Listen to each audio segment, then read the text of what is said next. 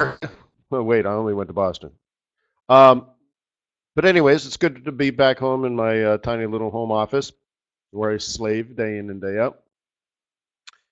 Thank you for your patience with me while I was on the road. Today is Wednesday, the 2nd of November, 2016. We do have news on the calendar, but the most important thing is the interest rate decision by the Federal Reserve Bank of the United States at 2 p.m.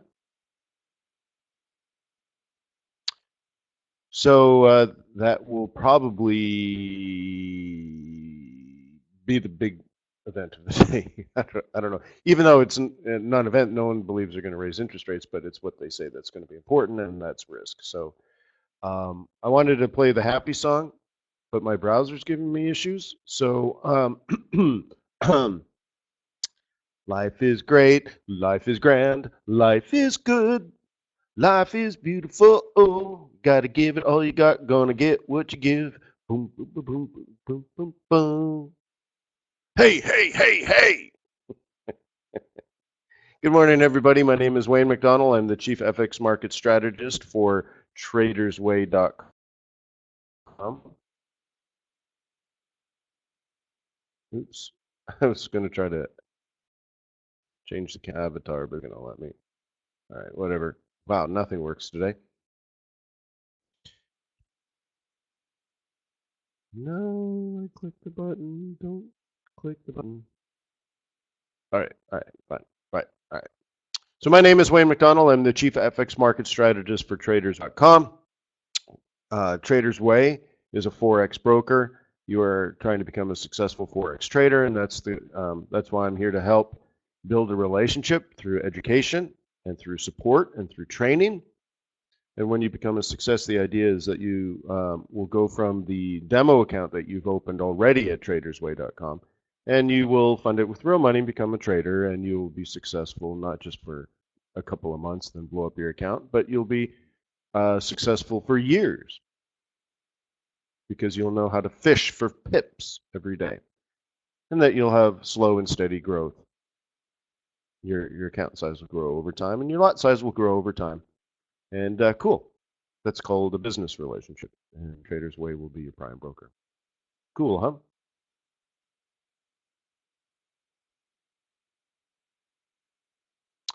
So, yeah, I guess I want to start here on the calendar.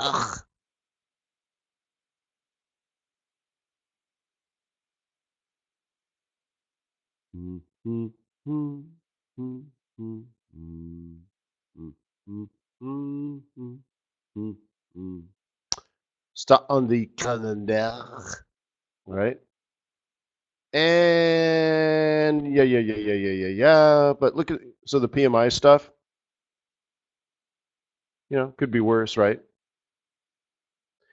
We got ADP today, which is a scalping opportunity. Maybe we'll get one. ADP, if you don't know, stands for another dumb prediction. And it used to be what thought of as if ADP was good, non-farm payrolls would be good, and vice versa. That's not necessarily true. The correlation has been strong for the last 5 or 6 years, let's say, but that has to do with monetary policy actions by the Fed, who when they do these policies are manipulating the market, and that gets your a high correlation because a rising tide raises all ships. Fine. In a normal world, and remember, I've been trading long enough that I traded for many years in the normal world. But anyways, back then, there is no correlation whatsoever.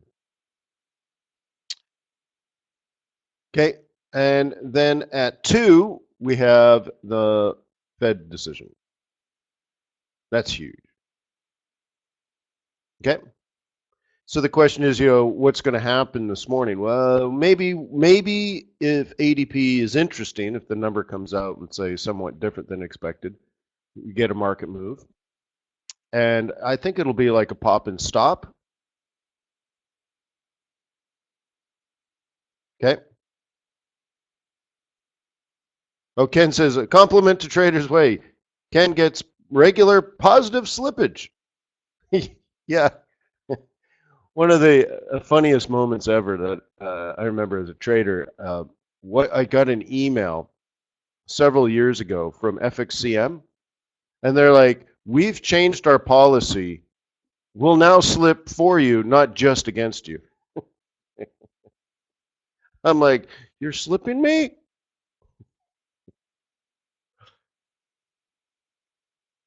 Yeah, but it was funny. No, but it was just like, yeah, we're gonna screw you over. We've normally just screwed you over, but now there might be ethical or even legal problems to screwing you over. So, we'll slip for you too, not just against you. I'm like, well, how did you manage only slipping against your clients? There must have been like an algorithm or something that would say, this slip is good, so don't give it to the client, right? Like there must have been some mechanism, right?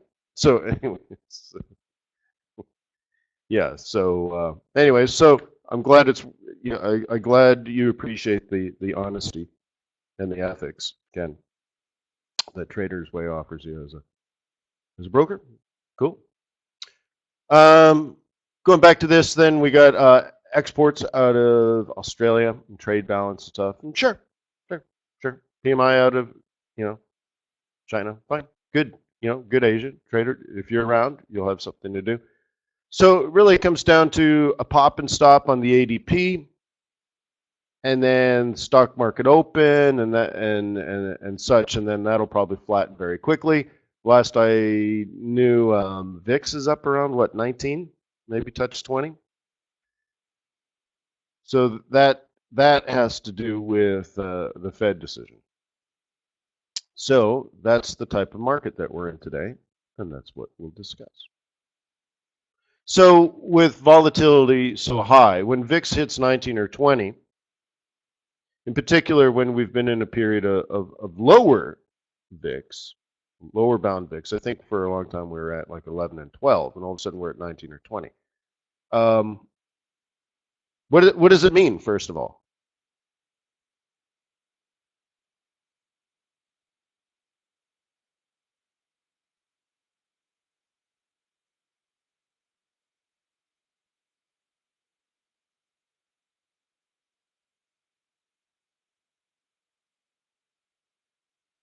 Fear and uncertainty.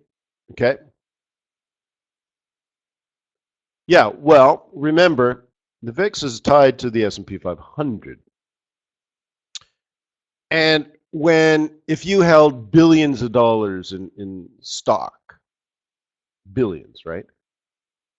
You might run into a period of volatility that increases your risk. But if you spent the last 3 or 4 or 5 years buying up positions in stocks that are presumably profitable, and you have billions of dollars, which means if you actually sold them, you would probably bring down the market. So you want to protect yourself, but you don't want to sell. So you buy options, and you use options to hedge your long positions in stock. Okay, so that if the stock market does fall and you lose, money in the cash stock market, you'll make money on your option, and hopefully it covers most of your loss. Okay, so the VIX has to do with how many of these options are being bought. And if you expect a 0% chance of a flood, why would you buy flood insurance? All right. If you see storm clouds or maybe even some rain coming your way, maybe you're much more interested in buying insurance, right? And so the spike in the rush to buy insurance, because that's really, as Alan says, that's really what it is. You're using the options to hedge your cash positions in the stock market, and another word for hedge is simply insurance, right? Right. You pay insurance premiums to protect your house, and if your house burns down, someone else pays. So, I mean, that's all it is. You're moving your risk to somebody else, right? So, long story short, if VIX rises, then and I guess we can Google this, right? If VIX rises, then people are buying this insurance. VIX chart. VIX trading. That's probably.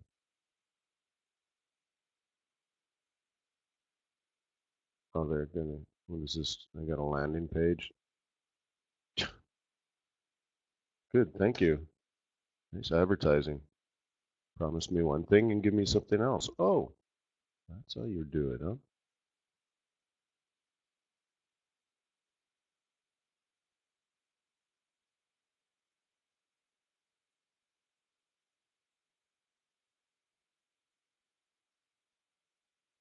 It's gonna give me the same.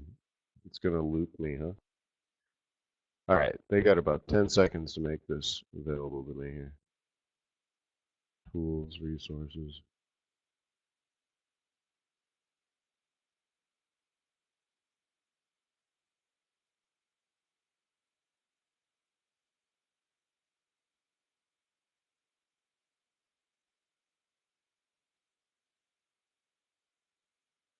Why isn't it just here?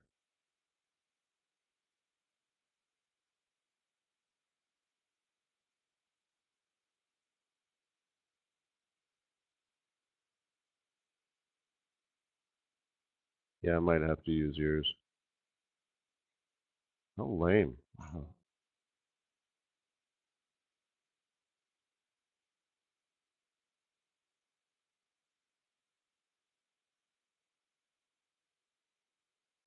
All right, let's use that one.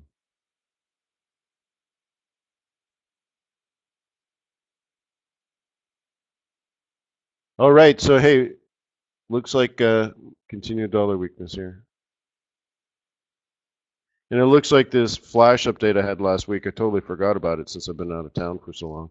But yeah, nothing is working on my browsers. Amazing. Everything is so slow and I can't do multiple things. I can't even open up that link now. Amazing. Uh-oh.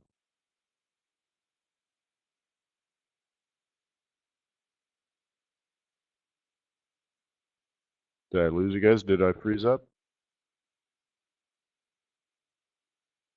Okay, hang on. I think what I want to do is stop sharing. I don't know if I could even do that.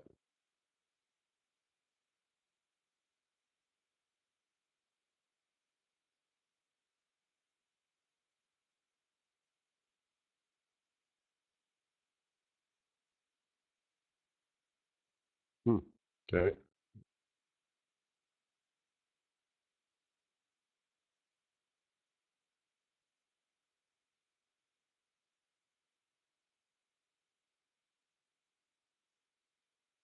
Do you still see the screen?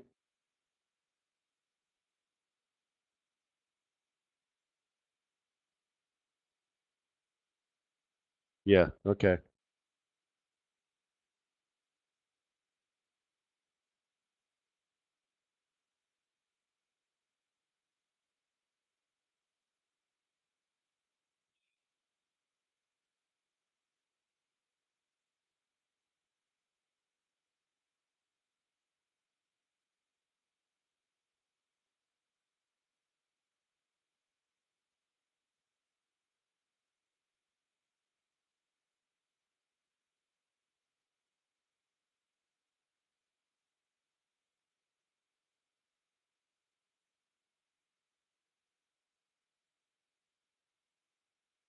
Now you can see why I fear these updates. Uh-oh. Now what do you have? A whiteboard? Why would I want to do a whiteboard?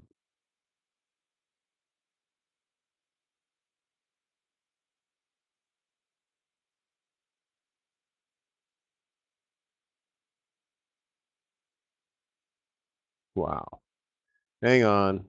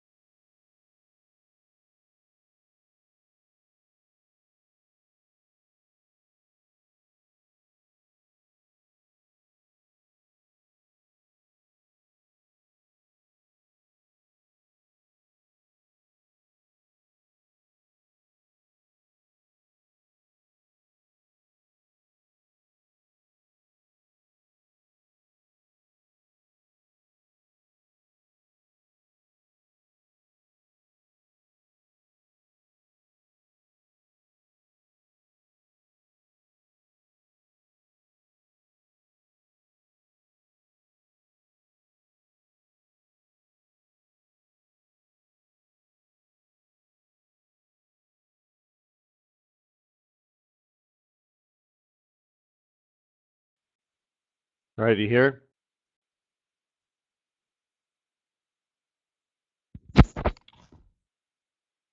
Whole different browser.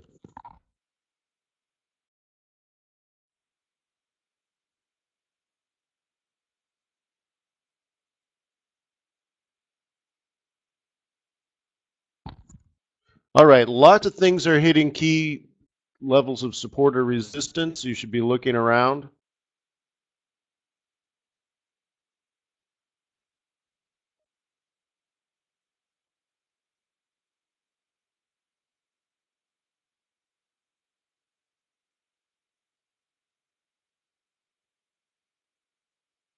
Yeah, all of a sudden not working again. This one's not working.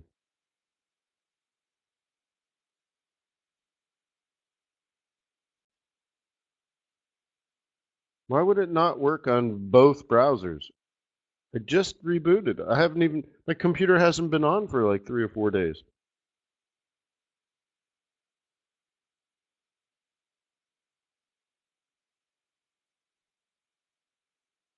Okay, well, I guess I gotta try a third browser.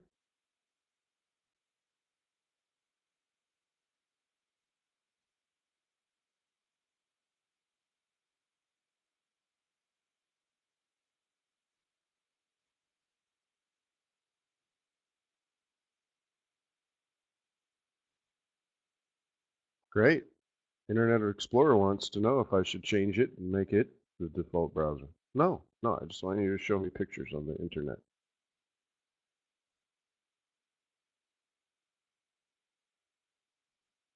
That wants to know free antivirus for Microsoft. No. Oh my God. Just, oh, open up a browser. Just won't even show me crap. Come on. Unbelievable. I don't even want to go there. Oh, that makes me mad. No, I don't want Microsoft antivirus software. Just shit. Forget it. So let's go back to this. So I'm using Chrome. Chrome doesn't work. It's okay. So that doesn't launch. So I guess I got to go back to. Okay, I guess I'm going to just go back to Firefox. BRB.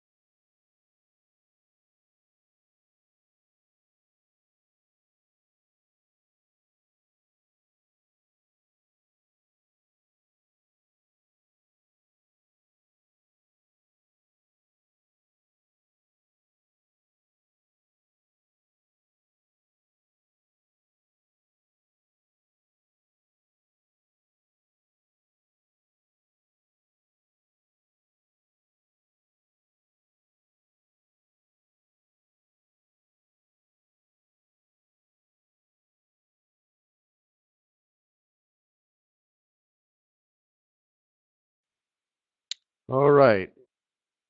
Is this going to work, you think? Gee whiz. Well, thank you for your patience. Remember, patience is required to be a good trader. So this was just a test. We're just testing you. Yeah. All right. So let's just start here. USD yen. What do you think? Okay. Could be interesting, right? Did we talk about this one yesterday? I'm assuming we did. M3 to M1, wasn't it? Right? Remember, we were talking about if you're a bull, you buy down in this area. If you're a bear, you sell in this area. And if you're a seller, in this M3, strategically selling, your target is right here, M1. In fact, I'll move this. And that's exactly where we are now. Kind of neat, huh? The projected high for the week, the projected low for the week.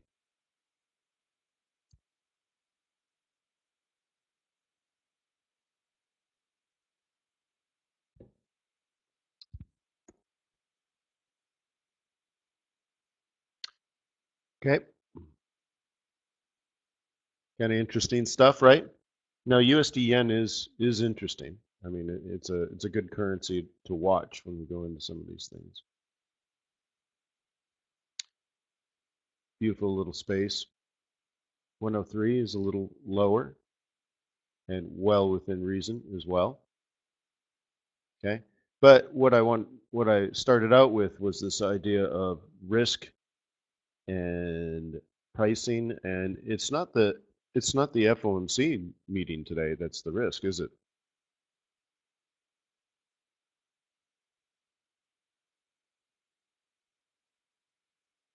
No, it's the Colombian Central Bank. They might cut interest rates if October doesn't come out well on the inflation side. Oh, and the U.S. That's right, the U.S. presidential election.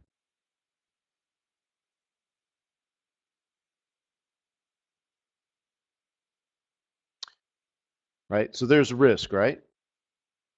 People maybe buying some Japanese government bonds, or maybe they're just getting out of leveraged yen positions. Maybe it's just the normal ebb and flow of things. We're just back down to a support range. It's fine. All of it makes sense. So what can we consider looking at if we're worried about sort of risk on, risk off engagement? Could we look at?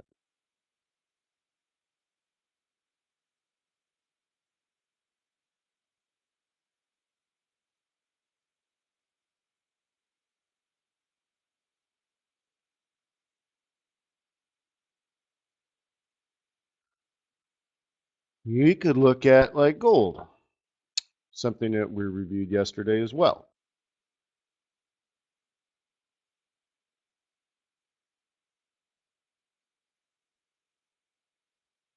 Interesting, right? Oh, you know what? I can use a drawing. No, I better not use a drawing tool. No, I don't. I do want to use a drawing tool. Just worried that everything's going to bomb out. But stop worrying. Okay. So if you're a bull on gold, okay, your buy zone, you know, basic buy zone. You learn this kind of your first day of pivot points. That's your buy zone, right? So you're a swing trader, right? And your target, if you are kicking off the weekly central, so if you get long and strong in here and find yourself profitable, you say, oh, well, the target is, in this case, going to be R2, right? That would be the projected target based on this bottom. And look where we are now. Which also means pips higher than this are unusual pips. And anything unusual is another form of risk.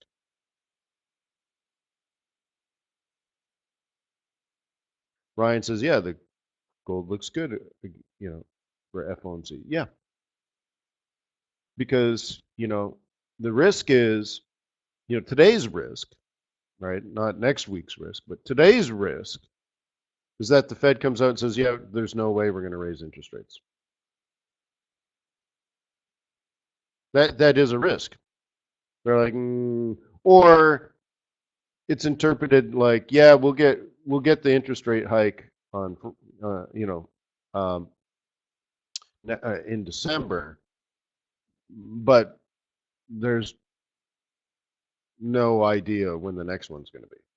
Or just a lot of just lower for longer um, is just sort of it hurts some people. Now it's good for others, right? But anyways, all of that is risk. We just don't know. Okay. So anyways, interesting move, and there we are. And again, anything above this is a big question mark, and I wouldn't count on it. If you bought down here, that was your target, just plain and simple, right? Just absolutely plain and simple. If the bottom was this lower bound of the yellow, then the target would be here, right? It's just straightforward analysis, okay? And what this is showing is, I think this has to do right now a lot to do with the Japanese yen. You don't hear the media talking about that, but I see this more as yen, where negative interest rates are going to continue for a while. Okay, so that's not good. So what else would you expect to happen if gold goes up because of negative interest rates? The yen is getting strong, as we started with. You can see we had a big move for the Japanese yen from the yen, the yen meeting, if you will. The yen got strong based on that data, and it's been strong ever since, right? So that's why I postulate that the gold move has more to do with yen right now. But what else could we assume is happening? What else can we do to make money based on the same information, the same premise? Negative interest rates, gold goes up,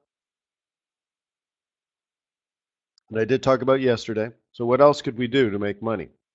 String some more pearls.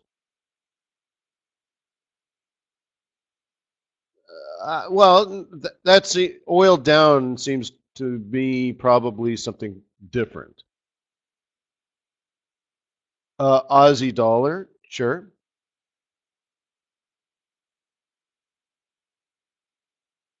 Swiss franc, yes.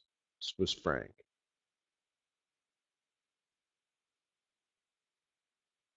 Yeah, the franc is what I was getting at. Why Swiss franc?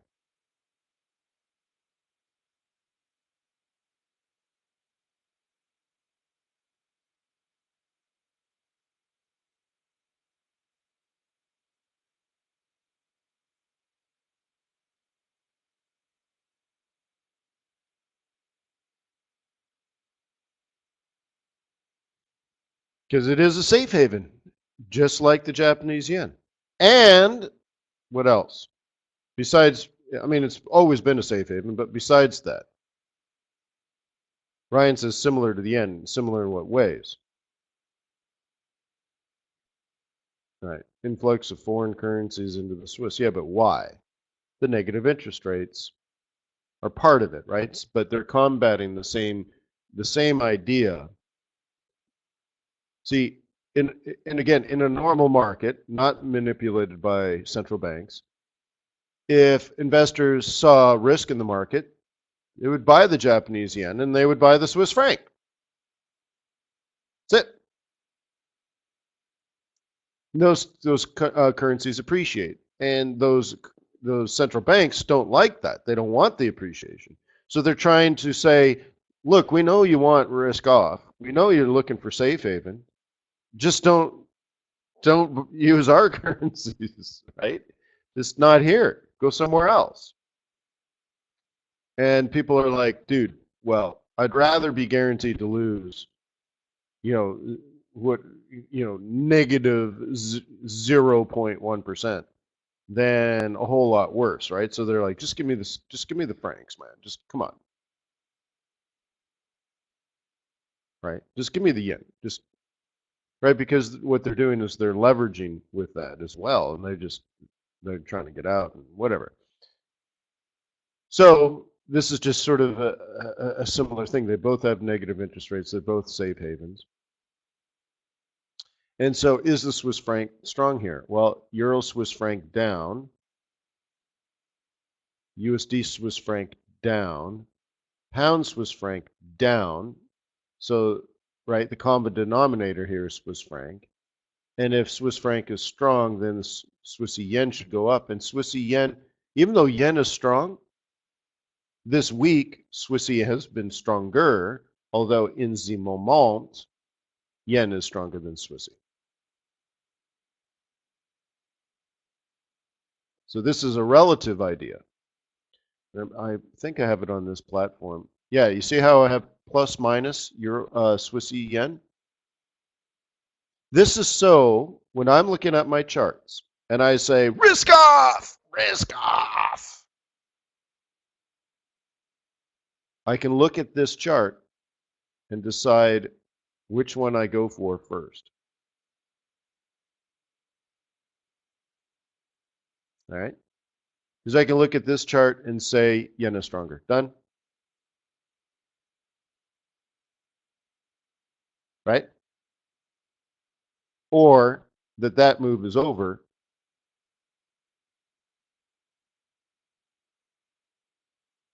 Right? And maybe, right? And maybe it's Swissy's chance. So maybe, I don't know, whatever. Make a decision, right? Because it could go up and then down, but this could also just go up, down, and up. So you just need to make decisions. But at least you can pick which one you want. Okay? And, you know, in similar fashion, when you look at my layout here, I have euro pound. Okay? Now, the reason I have euro pound with the plus minus is very often I'm a trader of yen and or I'm a trader of US dollar, by and large. Okay? Why not? And my decision-making process is whether I want to buy that individual currency, let's say dollars. I'm a greenback guru. If I say, I want to sell US dollars, then the next question is, sell it against what? So I have a strategic decision, but now I have to tactically make some decisions, right? And I could look at something and say, well, based on this daily chart, let's say, okay, if I want to sell US dollars today, I might be better off uh, buying the euro dollar. Because euro is in a technical scenario of more strength than British pound. You see what I mean? So I can just, and if you know, if you're good, you can do this quickly where you're like, all right, what are sell dollars? Dixie's coming down, euro pound, boom, euro dollar long. And it all took about, 6 seconds.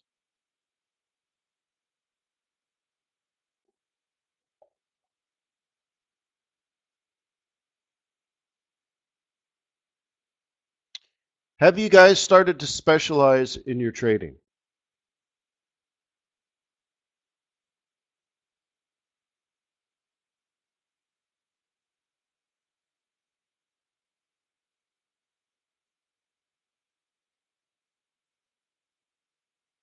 Okay, euro. Who else? What else are you guys specializing on? Tell me your specialties, guys.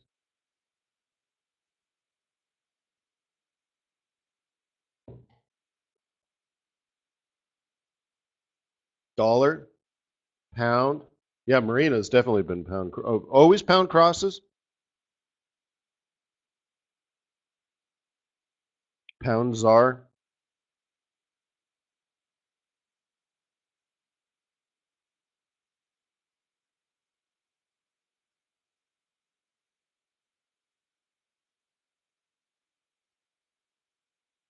Carry trading the Kiwi. Cool.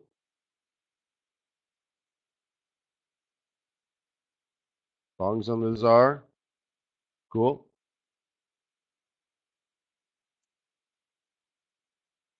Anybody else specializing?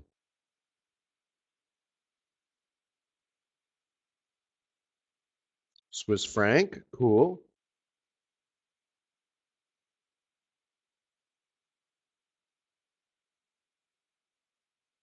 Learning Japanese yen. Very good. So remember, you can't be a jack of all trades.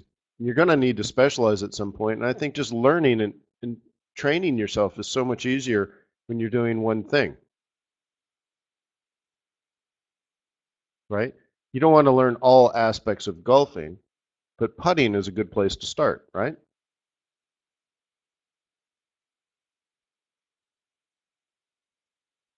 Euro, gold, very cool. Dollar and euro, cool. And are you guys uh, directional?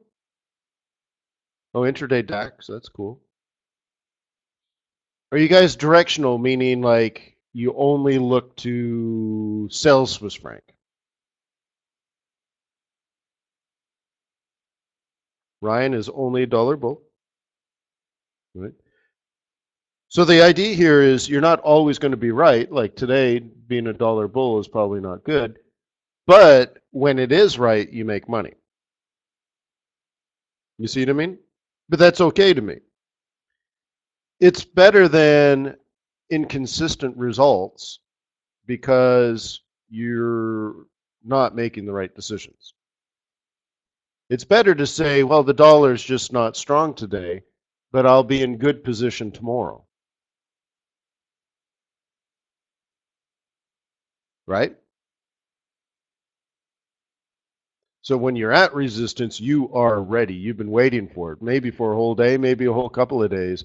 And then you're just like, oh man, this is a reversal zone and I'm ready.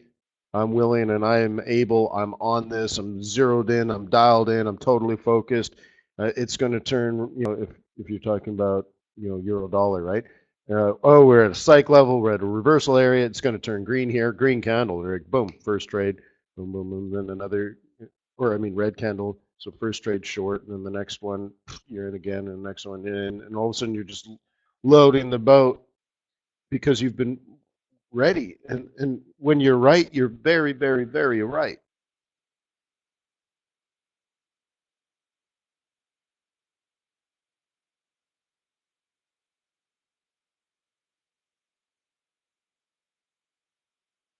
Yeah, Marina. Well, that takes a little more skill, though, doesn't it? Long term, long, and short term, short. Now, Marina says, counter trend trading based on some other things. So what I've recommended people do in that scenario is have two accounts at TradersWay, one for short-term trading and one for long-term trading, just because it helps mentally. It just helps mentally. So like you might be ultra short long-term on the pound, but today buying the pound.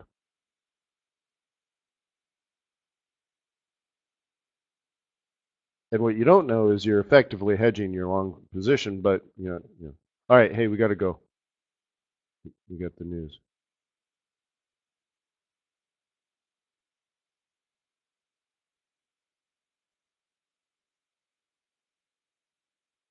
Oh, we're on the wrong one. Hang on.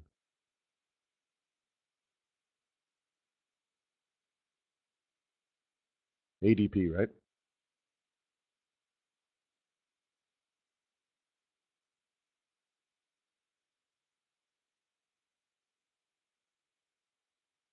$147.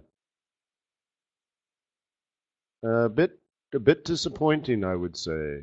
147. Oh, last month revised way up.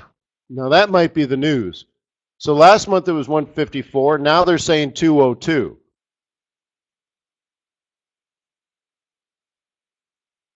That could be interesting. That could be dollar strength. At first, it was the headline is not very good, but the revision is very good.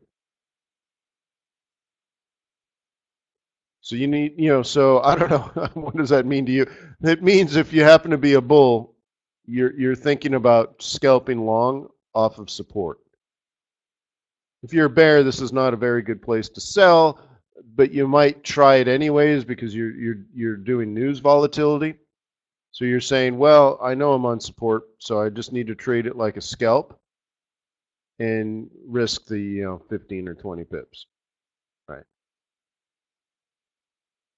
So a bear would go sell anyways and hope you're going down to 103 and some change, and you're hopefully in that case you pick up 25 pips. But a bull is going to say we are at support and the revision is a good number. So if you can get above, get some price action going your way, you're okay taking a shot off of that pivot. Okay. The ultimate one is down here, just like 103, just below that. There's a monthly pivot around what 102.90 something. Just below that, weekly extreme at 102.80 something. So this 102.90, so might as well just call it all about 103 is ultimate support, as you can see over here. So it depends on how quickly people figure out that the real news is the revision up.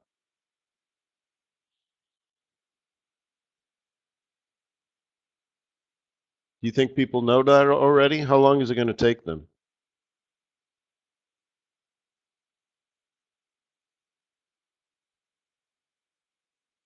See, it doesn't pay to be smarter than everybody else. It only pays to know what everybody else thinks.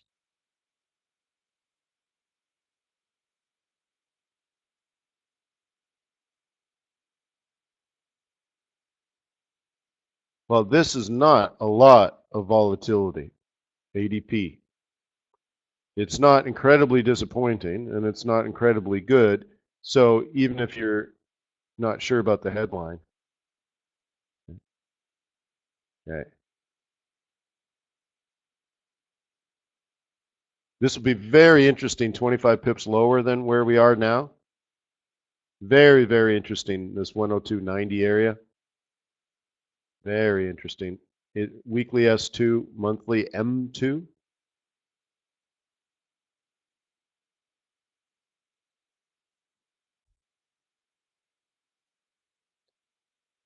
Bulls may have noticed we haven't even seriously tested resistance, right? So bulls are hoping resistance would be broken. We haven't even really seriously even tested it. That's what this line is. Stay in the night, we'll give you hope. Dollar remaining generally weak.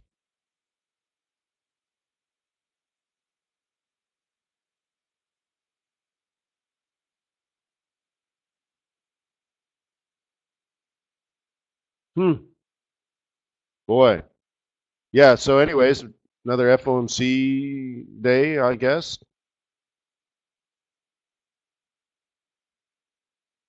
Yeah, not extreme enough, huh? It's interesting that the news should have been good enough for the Bears, and the revision was probably good enough for the Bulls, and maybe that's what's happening. Is it's such a mixed bag that there wasn't anything for anybody to do. FOMC later today, obviously some risk, and then the election next week, obviously some risk, and this mixed bag screws things up, I guess, right? If it was all bad or all good, the market might have reacted differently. Small businesses hired 34,000. Medium businesses hired 48,000. Large businesses hired 64,000. Goods producing sector laid off 18,000.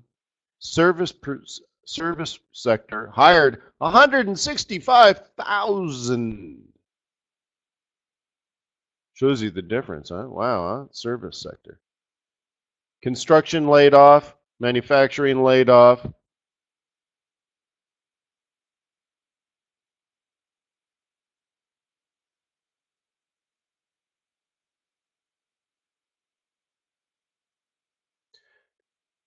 No, I think what's going on, if you're thinking like Ryan says, are we watching a Black Swan in slow motion? No, I think what we're watching is, you know, I I would hope that the U.S. can continue to sustain itself. Remember, it is a self-fulfilling economy. China is envious of such a thing, but the United States can live on itself, and it has been living on itself, consuming itself, eating its own fat, right? It's a big consumer economy. So the United States is doing all right. The UK is screwing things up. The EU is screwing things up. So we all just kind of sit around and wait for those guys. There must be something in the water over there. It's poisoned with socialism. They're all drinking from the socialist well. Um, so everyone's just sitting around waiting for Europe, and China's suffering because of this, because China doesn't have a self-sustaining economy. But here we are, the United States. We would like to grow faster, which means we'd like to sell more things to Europe, but they're dead broke, 20% unemployment. So we have to wait, right? But so companies here will earn money. They'll be profitable.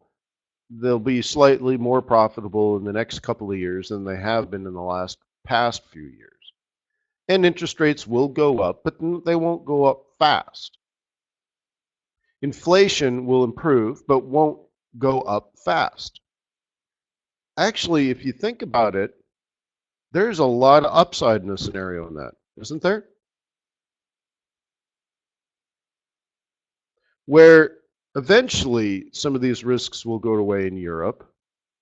Eventually, I don't know, 3, 4, 5 years, I don't know. Things will improve, and all of a sudden demand will start picking up from places like Europe. And demand for energy will go up moderately at first, and then more demand from places like Japan and China for energy will go up because of the increased demand in Europe, and all of a sudden we get an uptick. And and again, this could be 5 years from now, right? But inflation could come back, and business will pick up, and profits will grow, but and the Fed will have to continue raising interest rates again, and will be much more normalized, let's say at 3% interest rates. But by then, the stock market will probably have doubled again, or up significantly, right? It seems to me, in many cases, we've weathered the storm, and we're preparing for a whole new world once the storm passes, right? So you got to go up on deck, and maybe put some sails up again, and I don't know. It's just a different scenario, but it seems to me, if we're stabilized again, so let me kind of explain what's in my head. If the economy is stabilized, and we've gone through the last couple of years without Europe and without Asia, and just sort of the U.S. economy surviving on its own, if we can continue to do that, then and we feel like it's not the end of the world for the European Union and for the British, that they have to work things out, but we've already kind of priced in those risks, then there's more upside potential. And there's if companies are profitable now, and things slightly improve this year and then next year and then a year after that, then there's upside potential for increased profits, right? A lot of these companies are borrowing money and investing into new equipment and all that kind of stuff, or buying other companies, or mergers and acquisitions, and and eventually these start paying off, let's say. So to me, there's probably upside potential, and everybody's freaked out about the election, for example, and I think when people are freaked out about the election, they're over emotional. They're freaking out when they don't need to freak out. And if the stock market drops, I think the logical, intelligent person can take advantage of the emotional people, and get some good deals. You see what I mean?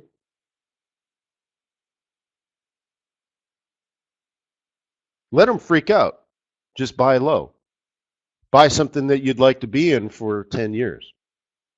You guys remember when this was maybe 3 years ago and Bank of America was at $5? Man, this might have been 4 years ago. And I told people, buy it and put it in your will. Give it to your children. How many people remember that?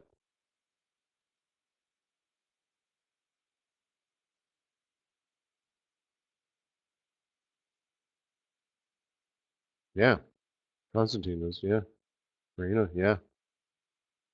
Wow, it was good advice. Now, it jumped 300% and then basically stopped, just been sitting around there. But, some people don't laugh at 300%. I did.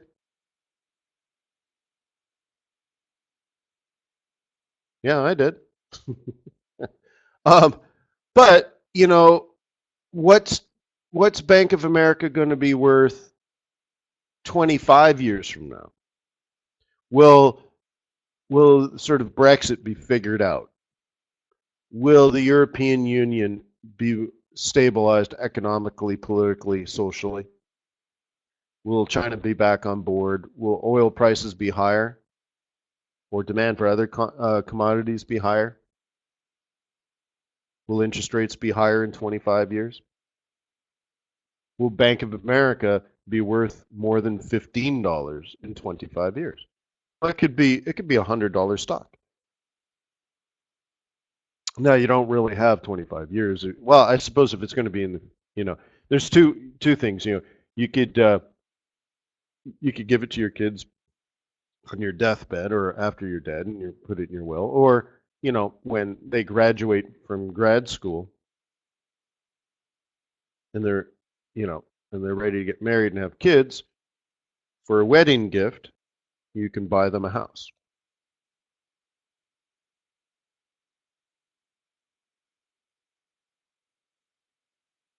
But of course, keep it in your name because if they get a divorce, the other person doesn't get part of your wealth. So you keep it in your name and you just let them live in it for $1 per year. And then when you die, you leave it to your child.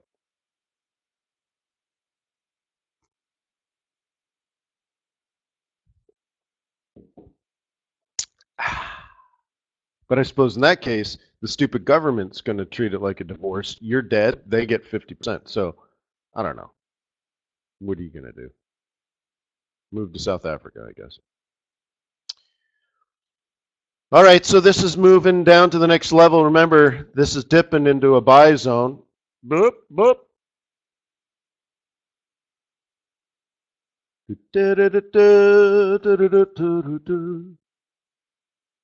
Okay. Isn't it great how we were watching that 1 minute zone? Where was it now? Yeah, just this one, right? We had this little 1 minute zone for that doesn't look right. What? This one's calculating pivots differently.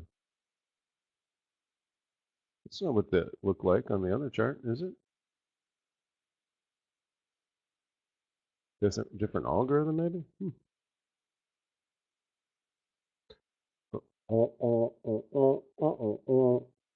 Okay. So anyways, we didn't break higher than that, so no bullish entry. But it's down here that you need to hold your line if you're a bull. This is your Alamo, guys. I'm going to mark it right here. This is your Alamo. If that breaks, run, Forrest, run!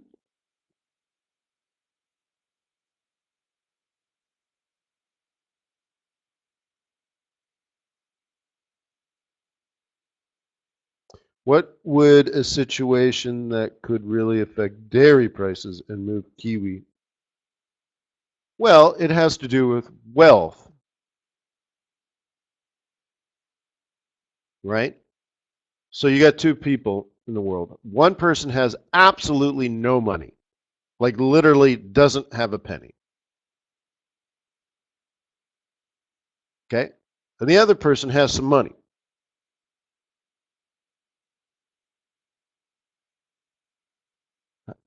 what's the demand like for water? Well, demand for water is going to be constant because one person has to drink water every day because they don't even have a penny. They can't buy milk. That's it. It's not even a choice.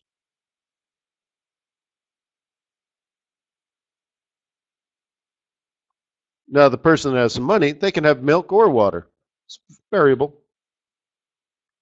But the more people have money to make that choice, the more likely that there will be a decent market for milk.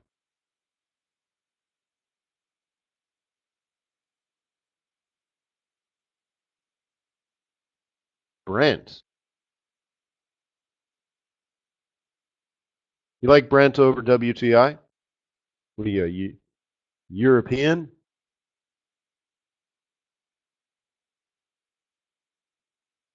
So close. Do, do, do, do, do. You like your English oil, huh? Queen's oil? Okay. So you're trading on a very small time frame. All right. Now, why would you trade now?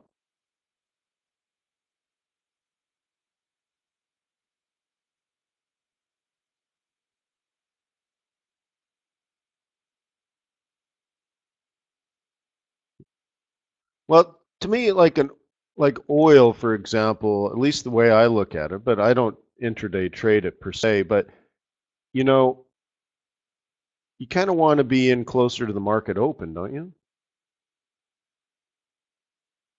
I guess, I mean, I don't know. Yeah, I mean, if you're doing this, I guess that's fine.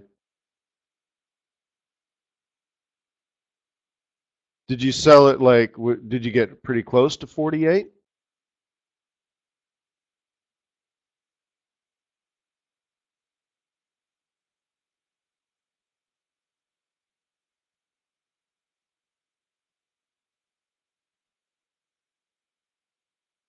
Right? Because the psych level's 48, obviously. Let me change this. So close. Do, do, do, do.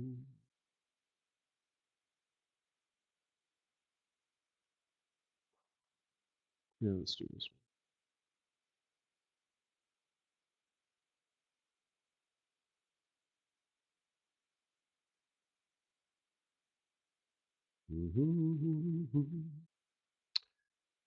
Do,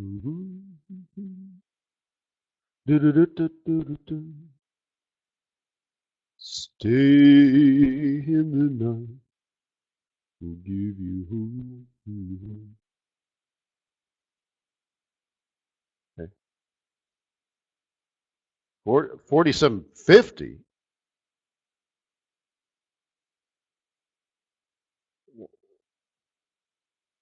Why would you do that?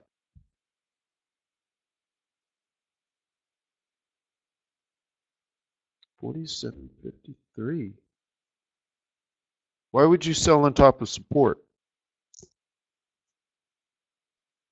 If you're going to sell, you need to be close, like between 80 and 00.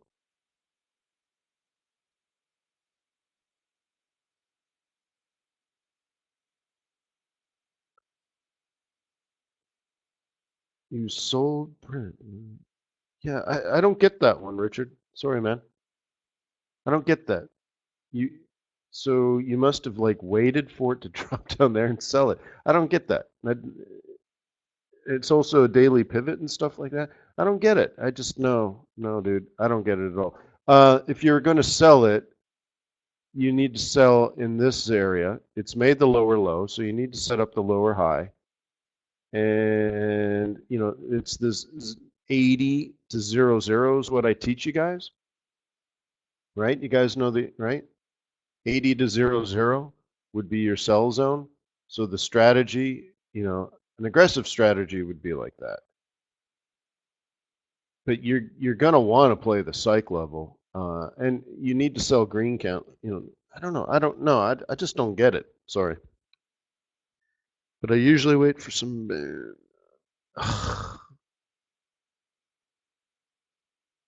No, no, Richard, no. So Richard says, usually I wait for some bears because the trend is down, so you're waiting for other. No, dude, no.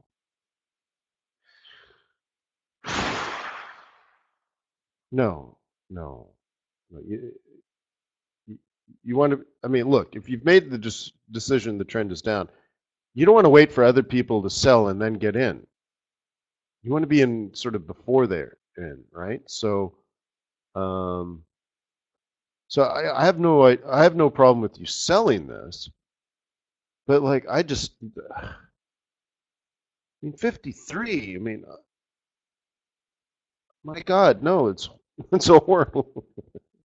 I'm not trying to make you mad, but the more I look at it, I'm like, oh, I want to I want to shake you. No, what do you mean 50? I just no. Okay, like for example, if you need a bear, great. You see this bearish move?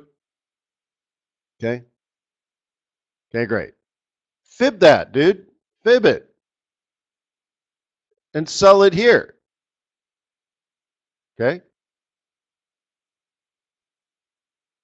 sell it there. That's what I want you to do. And then it comes down again, right? And then you're at 47 and a half. Daily support 1 pivot point. No, you can't sell there. No. Okay. So again, I'm not trying to make you mad or insult you and stuff. I'm trying to drill home a lesson here, right? No, that's a horrible place. 53. It's so support. It's ridiculous. Okay. So if you're down there, then you could do things like fib that area, for example. Oops, wrong one. Okay. But even without, you don't need any of these fibs and stuff. It's just, no. Okay, so you've decided now to be a bear, and part of your decision was this drop in London, and now you're going to trade the New York session. Okay, fine. But you don't, just, again, you sell between 80 and 00. So 80, 85, 90, 92, 97. All of that I get. Just if you just told me, you're like, yeah, we went from 48 to 47 and a half. So at the New York Open, I sold at 47.80. I wouldn't even have to look at a chart. I would get it. Oh, lower low. So you sold the lower high just below a psych level. Got it. Not a problem. Nice trade. Right? Now you're just praying that New York keeps it down. Great. But I just don't understand at all why you'd wait for it to go from 48 down to 47 and a half and then sell at the daily support pivot at a midpoint psych level. Just doesn't, and it's not even just oil, it's just everything. It's just you don't sell at 50 unless you were at, unless you were at like 47.20. Okay. So if you're at like 47.20, you're down here, okay? And then it rallies back up, you're going to hold, the whole time you're thinking midpoint psych level, midpoint psych level, midpoint psych level, and you sell it at 47.50 off of that lower low, and down she comes. And then I would understand that. It dipped below the midpoint psych level, came back to 47.50, and you dump that on a roll reversal. Again, that I would understand. Okay?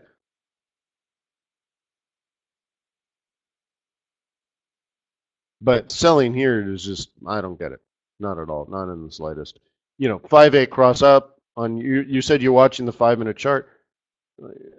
Yeah, like if you're just using the 5-minute 5-8 cross, very elementary stuff, you would be short like 48, 47 and 90 or 80, right?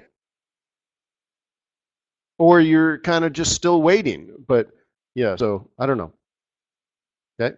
I hope you make money on it, but you're in a bad spot, man. Your entry is bad. Your strategy is probably fine.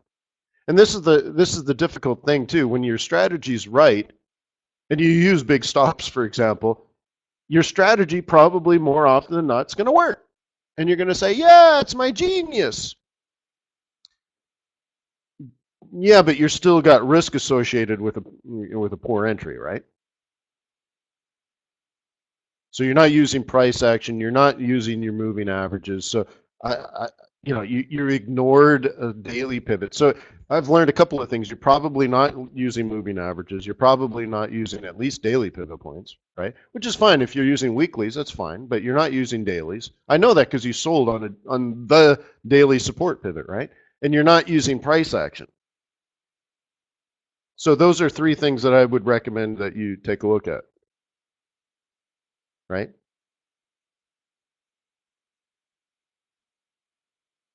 Yeah. Thank you, Richard, for being brave. But I hope you learn in these situations, right? So I'm being brutally honest with you. But now your takeaway is you need to reassess how you use moving averages on a small time frame. Did you ignore a daily support pivot? Do you not use daily pivots? Maybe you should, right? What about price action? What about how do you utilize psych levels and midpoint psych levels, right?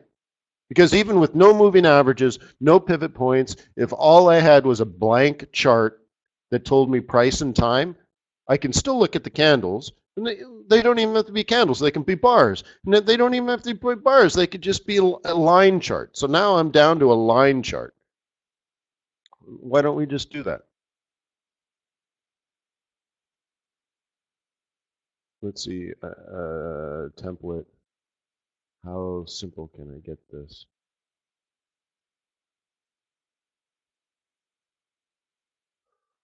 I don't have a simple chart. I don't have a simple chart. Scan, I guess. Indicator list. Delete, delete, delete, delete, delete,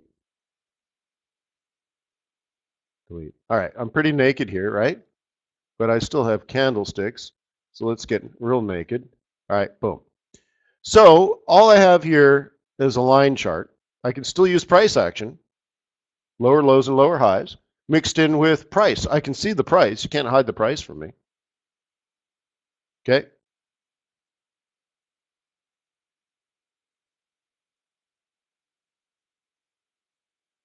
Okay. You see what I mean? So I'm still going to do things like where are the psych levels? I want to mark those. So that we have 48 about here. Oh, pretty good guess. 48 and a half about there. Oh, a little higher. Okay.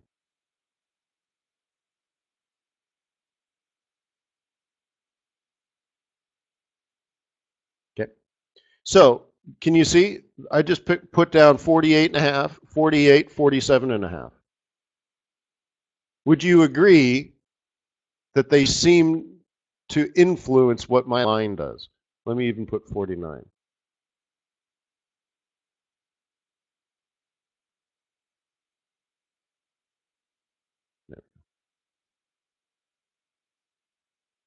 Okay. What do you think?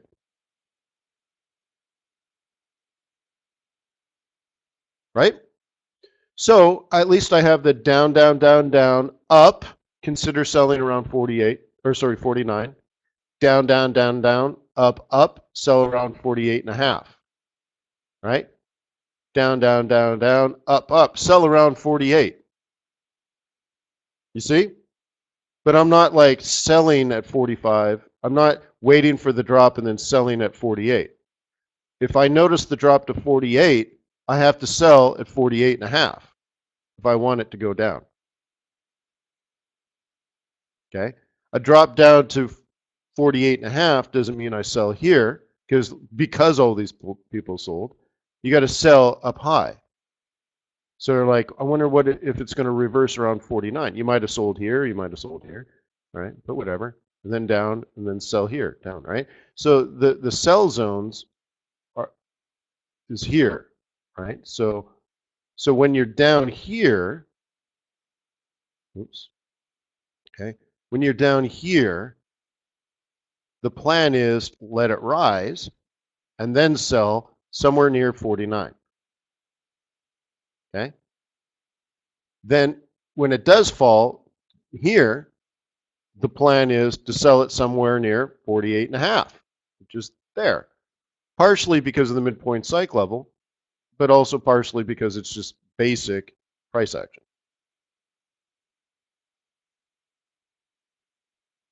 Let me get rid of this. Let's, oh, come on now.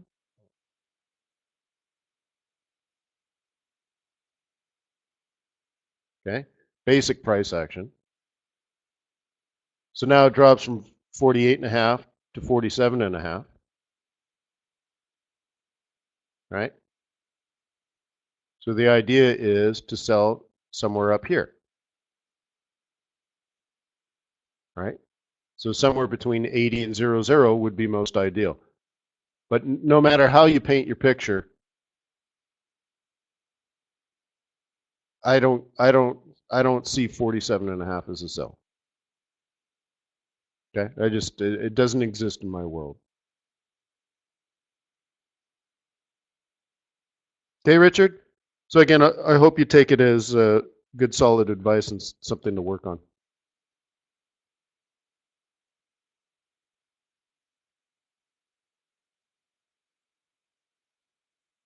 Cool. Yeah.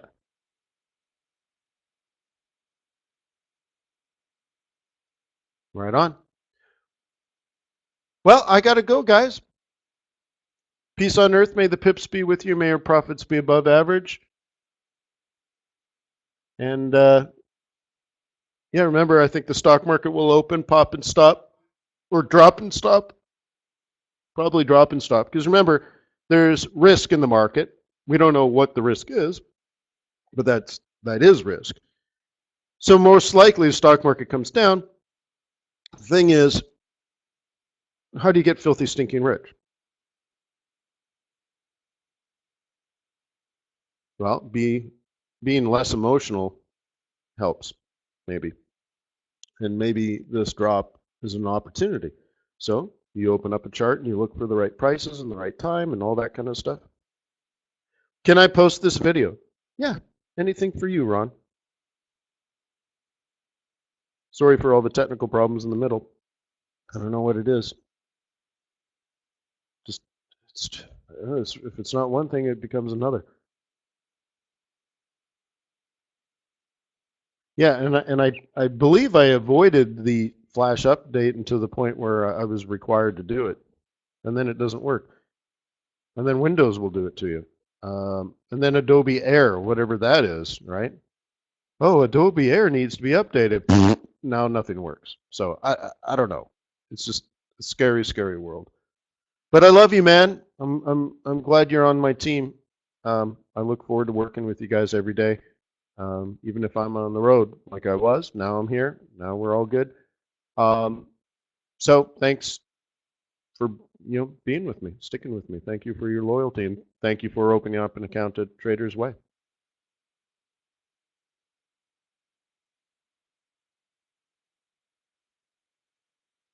Yeah. See you tomorrow, guys.